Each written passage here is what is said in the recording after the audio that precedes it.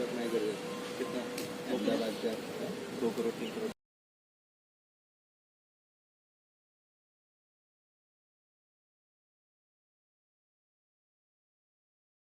નમસ્કાર, નવા વર્ષની શુભેચ્છા સાથે હું છું વિનય પંડ્યા. અમદાવાદની ગુફા KL કેમ્પસના 9 વર્ષથી સંચાલક તરીકે હું અહીંયા આગળ જોડાયેલો છું. અમદાવાદની અંદર નદીની પેલી બાજુ અને આ બાજુ એવી એટલી બધી ઇમારતો છે કે જેના બાંધકામની જે રચનાઓ છે એ રચનાઓ અદ્ભુત છે. ઘણા બધા ઇતિહાસ સાથે પણ એ જોડાયેલી ઇમારતો છે અને જોવાલાયક સ્થળો તરીકે પ્રચલિત છે. તો આજે આપણે વાત કરીએ અમદાવાદની ગુફા વિશે.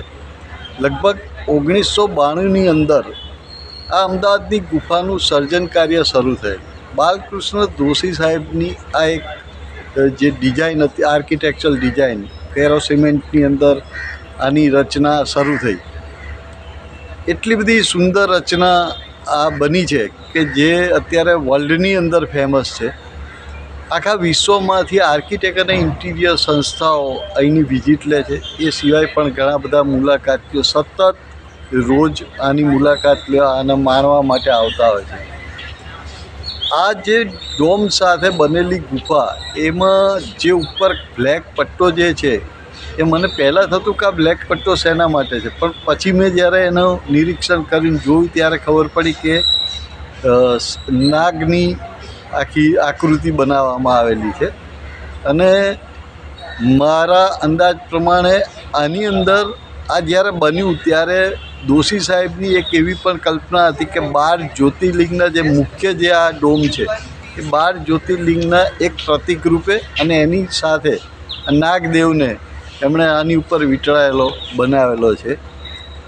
દોશી સાહેબની વાત કરીએ તો એમણે જેટલા પણ બિલ્ડિંગ બનાવ્યા એ દરેક બિલ્ડિંગ અતિ સુંદર તો છે જ, પણ બિલ્ડિંગ સાથે જે પણ ઇમારત બને એને જે સ્પેસ મળવી જોઈએ, એની બ્યુટીને મહત્ત્વ મળવા માટે એ સ્પેસ દરેક જગ્યાએ એમણે ક્રિએટ કરી છે. આજે આપણે અમદાવાદની ગુફાની પણ આજુબાજુની જે સ્પેસ છે એ જોઈએ તો એ સ્પેસ ના હોત તો આની સુંદરતા મરી જાય. પણ દોશી સાહેબના આ નજરિયાને આપણે ખૂબ સેલ્યુટ કરીએ છીએ. અને જેટલી પણ જૂની ઇમારતો તમે જુઓ છો એમાં પણ એક સ્પેસનું ખૂબ જ મહત્ત્વ હોય છે. આ કેમ્પસની અંદર બનેલી આ અમદાવાદની ગુફાની જે રચના છે એ આર્કિટેક્ચરલ એટલો અદ્ભુત નમૂનો છે કે જે વર્લ્ડમાં એકમાત્ર એવોર્ડ બહાર પડે છે. એ એવોર્ડ આ અમદાવાદની ગુફાને મળેલો છે.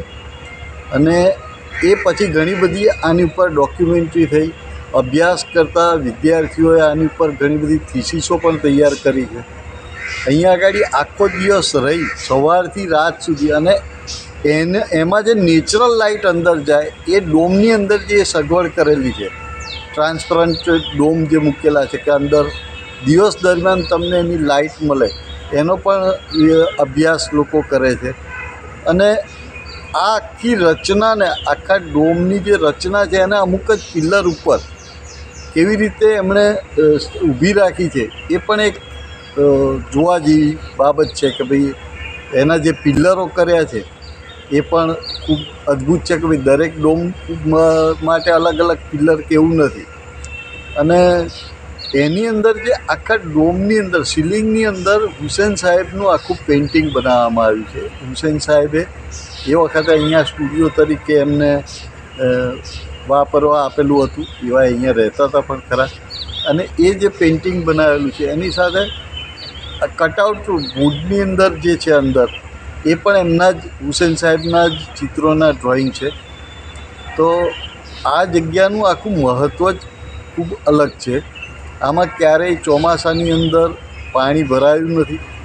અંદરથી પાણી જવાની એક વ્યવસ્થા અલગ છે.